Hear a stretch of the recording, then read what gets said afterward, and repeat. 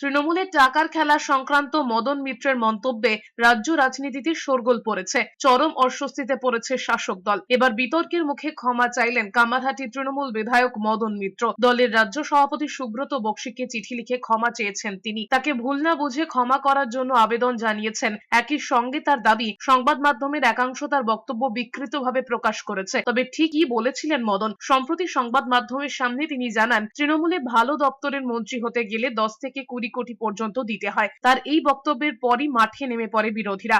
BJP, CPM, কংগ্রেসের আক্রমণের তীর ধেয়ে আসতে থাকে তৃণমূলের দিকে। গোটা ঘটনায় বেশ চাপে পড়ে যায় রাজ্যের শাসক দল তৃণমূল কংগ্রেস। রাজ্যের মন্ত্রী তথা কলকাতার মেয়র ফিরহাদ হাকিমকে খোদ বলতে শোনা যায়, জনসমক্ষে এ ধরনের বিতর্কিত মন্তব্য করা উচিত নয়। রাজ্যের বিরোধী দলনেতা শুভেন্দু অধিকারী আক্রমণাত্মক ভঙ্গিতে তৃণমূলকে বিধে বলেন, শাসক দলের আসল রূপ প্রকাশ পেয়েছে। কাকদ্বীপের এক ব্যবসায়ী কোটি কোটি টাকা বিনিয়োগ করেছে বলেও দাবি করেন শুভেন্দু। এরপর সোমবার আবার মদনের মুখে উঠে আসে আইপ্যাকের নাম। তবে বেগতিক বুঝে নিজের বক্তব্য থেকে 180 ডিগ্রি ঘুরে শেষমেশ ক্ষমা প্রার্থনাই করতে হয়েছে মদন মিত্রকে।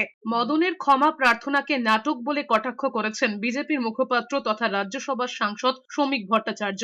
একবার যদি তীর কামান ছেড়ে বেরিয়ে যায় না, সেটাকে আর ফিরিয়ে আনা যায় না। বন্দুকের গুলিকেও ফিরিয়ে আনা যায়। মদন মিত্র যেটা বলেছেন সেটা সত্য বলেছেন, আর সত্য প্রতারিত হতে পারে কোনো চাপের কাছে, কিন্তু পরাজিত হয় না। মদন মিত্র যেটা বলেছেন ওটাই সঠিক। আর ক্ষমাটা নাটকও বলতে পারেন, পরিস্থিতির বাধ্যবাধকতাও বলতে পারেন, বা কিছুটা ভয়ও বলতে পারেন। আর হয়তো মৃত্যু ভয় পেয়েছেন।